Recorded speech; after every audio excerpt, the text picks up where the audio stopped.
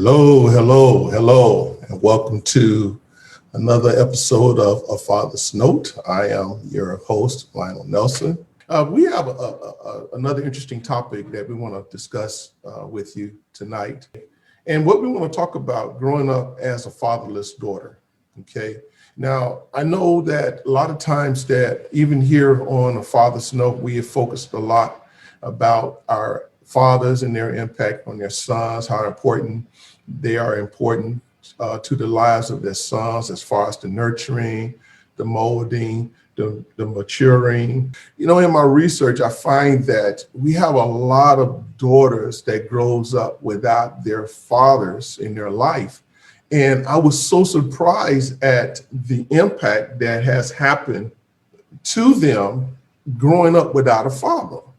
And now some of you may have done well and some of you may not have done well, and you have struggled with it, but yet still you succeeded, okay? And one of the things that I find out that normally happens to them, as far as most women or daughters who grows up without their father, is that one of the things that they say that they deal with a lot of depression, and then also they encounter self-esteem, okay? They deal with low self-esteem. But what I would like to do as we go forward, but I want to share with you a couple of letters that I have received. But there is one letter that I had received from one young lady. Again, they're going to stay anonymous, okay? And I want to share it with you. And I think that it is something that I loved it, and let me just go ahead on and read it with you. Okay, this is called A Daughter's Note. All right, let's see where we at here. And this is what this daughter wrote. It says that every memory that I have of you is good. All I remember is the continuous laughter and never-ending time spent together. It's almost like we never knew what time it was when we were together. You were there all the time until I was about 7 years old, at least. That's the last of the times that I remember. I don't know what it would have been like to have you around through the years that I've grown. I haven't really seen it much. I mean, I was never really tempted to miss you by gleeful little girls around me that I would call friends, because none of them were accompanied by present or exuberant fathers either. I didn't have a reason to covet your presence again, except maybe I missed the laughter. I don't remember the specific day you left, but it's like somehow and at some point, I just knew you weren't going to be back. I never held it against you. I still don't. But somehow or another, I've settled it in my heart that you couldn't come back if you tried. It was never my fault or my mother's. You left because of you. There's something in you that will bring the footsteps of your heart to a halt if it ever thought, boy, I sure would like to see her again. Maybe even build something. But there's still hope. I know one that can change hearts, even the hardest of them. Anyway, some days I wish you could have been there. Not just for graduations and birthdays, but for the little moments in between. Moments where I needed to know that I was good enough to achieve beyond my imaginations. Or when I first became interested in boys. Or when I chose to convince myself that there's no way that I could do that. Or when I stared in the mirror and challenged my beauty during the intense pressures of middle school, I ended up asking my brother if I was beautiful. or when I was looking for affection from someone like you. No, scratch that. From you. But again, I never held it against you. I still don't. I sought for confirmation and validation at first in all the wrong places. I looked to be confirmed by the opinions of others. I thought that I had to adapt in order to be accepted. I was never supposed to wonder because a large part of my confidence and identity was supposed to come from you. Adam, I needed you. I was simply looking for God in you, image bearer. I was looking for the qualities of his pursuit in you. And I was supposed to find him and them. But somewhere along the line of life, you malfunctioned. And that's okay. Because we all do that sometimes. But I hope that one day, before you leave this earth, you come into an alignment with who you're supposed to be, truly God's man. It's not too late because you're still breathing God's air and his hand isn't closed to you. He's got the instruction manual. And I hope that when you find it, you'll discover and embrace who you really are, an image bearer of the one who always is and the one who always loves us all, because even you.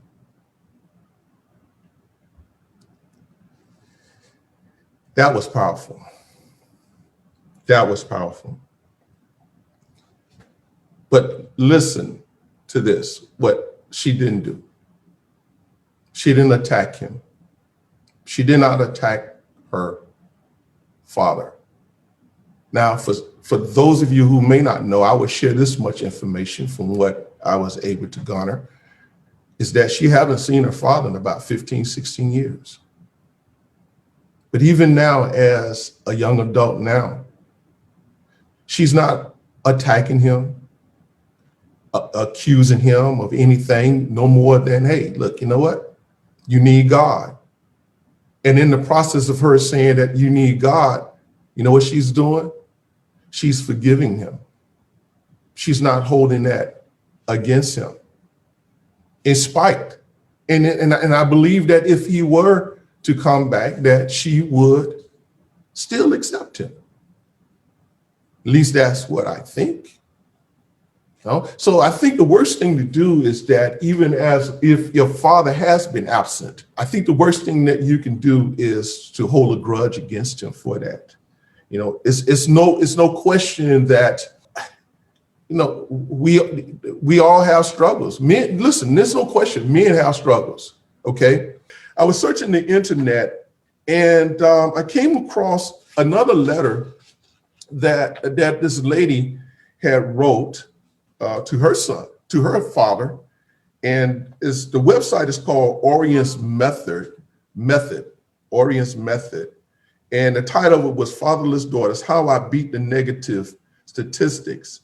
And again, I don't want to belabor you with this, but the information is so good, because what I found here was that there was a lot of correlation between this lady's letter and the previous letter that I had written. This is what she had to say. She said, I don't know if my father is dead or alive. I have not seen him since I was 8. And I think I had only seen him a few times a year when he would come visit me, which was not a pleasant thing. He had mental problems and he was violent and he would hurt us. Father's Day was always a weird day for me. I always wondered what it would be like growing up with those fun dads from movies and sitcoms. How empowering would it be to have a strong and protective masculine presence in my life? I had never experienced my father lifting me up on his shoulders like dads in those beautiful cards do. I used to ignore this day, but now I'm married to an amazing father to 3 beautiful daughters. Father's Day is a part of my life. I honor my love for being a father, and I think to myself, how lucky are his daughters to have him.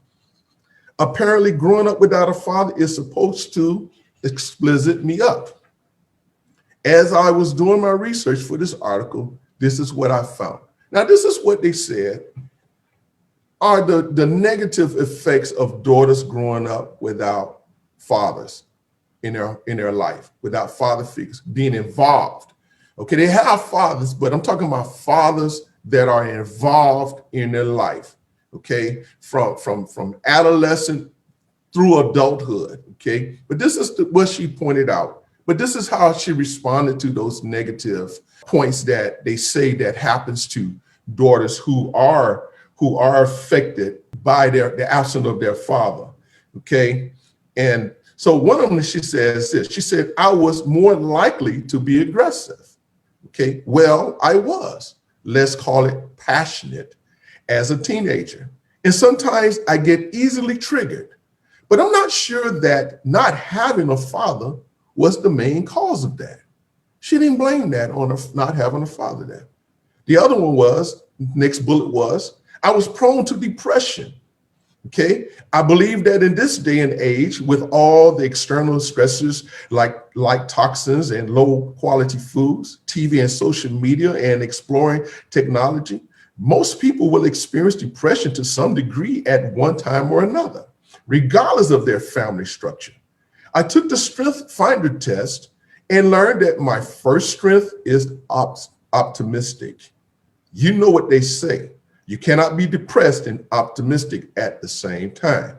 The next point was that I was prone for more low self-esteem. Okay, so the effect on fatherless daughters is aggressive. Being aggressive, they are more aggressive. They deal with depression, and they suffer from low self-esteem. But this is what she said. Granted, I felt like other girls had something I would never have. But again, is my low self-esteem because of not having a father or because of other life stresses? I was more likely to do poorly in school, but I was an A student. I was more likely to be incarcerated, become pregnant as a teenager, and commit suicide. Her response was no, no, and never. I would have problems interacting with men. True. It was something I needed to learn because men were a difficult animal that I knew nothing about. But it's a learned skill. These were my gifts of growing up without a father. Because what she does is she points out, she didn't focus on the negative of not having a father, but she focused on her positive. She says, I have a deep connection with my mother. I was very independent and always took care of myself. I was courageous enough to travel by myself to Japan at age 21 with only $700 in my pocket. I traveled to over 35 countries since. I developed courage and great values to protect those in need. I overcame my own demons so that I can be a leader and help the world. I developed a determined spirit of surviving no matter what. I learned to claim my voice and let it be heard. I was a loyal friend who only wants to love and be loved. Whether you grew up with a dad or not, or whether he was a great dad or a terrible one, it's a gift. You are not a statistic or a foregone conclusion. You create your own destiny. She had a mind in the right place. If your father hurt you, listen what she says here. She says, forgive him, whether he is dead or alive. If your father passed away, pray for him and connect with his soul. I believe that my father is my part, as a part of a soul contract that happened way before I came into physical existence in my mother's womb. I am grateful because I know that in spite of his mental illness, he loves us in his own way. I feel sorry for him and I pray for him. I send him love and I hope he experiences peace and happiness wherever he is. I am grateful that he gave me this gift of life and the strength to share all of this with you. She didn't look at what she was dealing with. The fact that I'm sure she felt the pain. I'm sure she struggled at times. But she realized she came within herself. She said, you know what? And I hope I'm talking to some daughters out there, your daughters out there, some young lady. I hope I'm talking to you. Just so you can see that, listen, you're not the only one who are going through what you're going through, who have experienced what you have experienced. And I'm telling you, to my surprise, I did not know how severe this thing was. I didn't know. But at the same time, no matter what the statistic is, we have women out there, they are champions. We have fatherless daughters out there, they are champions. They're winning. They're striving, they're going on with their life, regardless of what state of mind that their father is in. They're winning. But what they're not doing is that they are not standing around and accusing and blaming their father for what they lacked. They're just finding other alternatives to it to come within themselves. And I think that's a great thing. That's a great thing. But it starts with forgiveness. It starts with forgiveness. This is another testament. It says that I remember a close family friend mentioning to me a memory she had of me when I was a toddler. She said, I would cry and give my mom such a hard time. But when my dad walked in, I would act as if I was an angel. I would sit quietly and cross my ankles like a little princess. I was a toddler then, so I don't quite remember that. However, I came across a picture where I was sitting in church as a toddler in a pretty red and white church dress with big red and white lace socks. And guess what? My ankles were crossed. LOLs. Seeing that image allowed me not only to vision what the family friend told me, but also almost feel that little girl's heart. Fast forward, my first memory I can remember of my dad was with him at my third grade Black History fashion show. My mom had made a beautiful African outfit for me to wear, and I was proud of it. I remember taking a picture with my dad. Needless to say, I felt supported. I remember in sixth grade, him helping me build a 2-story house, which, to be honest, I really didn't do too much building, and my teacher knew it, LOL. It was a 2-story model home built out of wood with multiple rooms and tarp on the outside lawn. There are a few more memories I can remember after that, but fast forward. Long story short, he was always a phone call away. So it's obviously she didn't live with him. But honestly, over the years, our connection was dwindling down to almost nothing. It feels like we can tolerate each other, but I am a person that loves hard. But when I'm done, I'm done. But then the Holy Spirit comes in and shows me who's boss. So I digress. LOL. In my young adult years, I can remember after making a few mistakes and being so confused with life, people, and my own identity, I went to him and flopped down in his lap and cried. I guess I was seeking validation that I am not alone and that everything will in fact be okay. But I got no embrace, no encouragement, and no, I love you. Nothing. I simply stood up and walked away. I remember him visiting me in the hospital. We said hi, and that's it.